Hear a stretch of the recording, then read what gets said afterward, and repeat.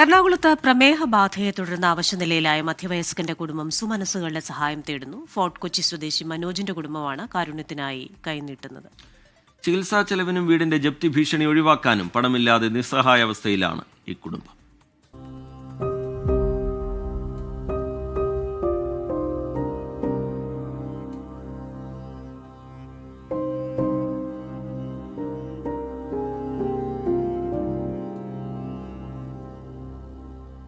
കഴിഞ്ഞ 20 വർഷമായി ഫോർട്ട് കൊച്ചിയിലെ ടാക്സി ഡ്രൈവറായിരുന്നു മനോജ്.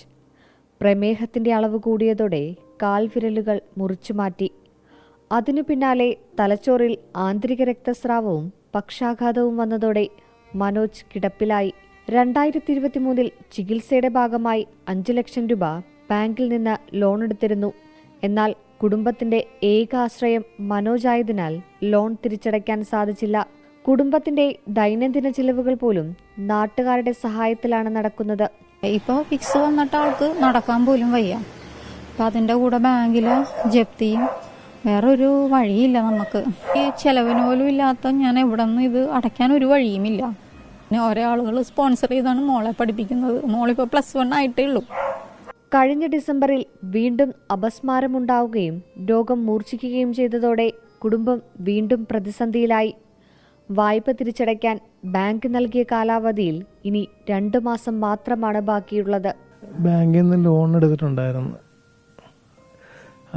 ഇതിനിടയ്ക്ക് അതും ജപ്തിയുടെ വക്കിൽ നിൽക്കുകയാണത്. തിരിച്ചടയ്ക്കാനായിട്ട് വേറെ മാർഗമൊന്നുമില്ല. +1 പഠിക്കുന്ന മകളും ഭാര്യയും മനോജുമടങ്ങുന്ന കുടുംബത്തിന് ജീവിതം മുന്നോട്ട് നീക്കാൻ സുമനസ്സുകളുടെ സഹായം കൂടിയേ തീരൂ. 24 കൊച്ചി.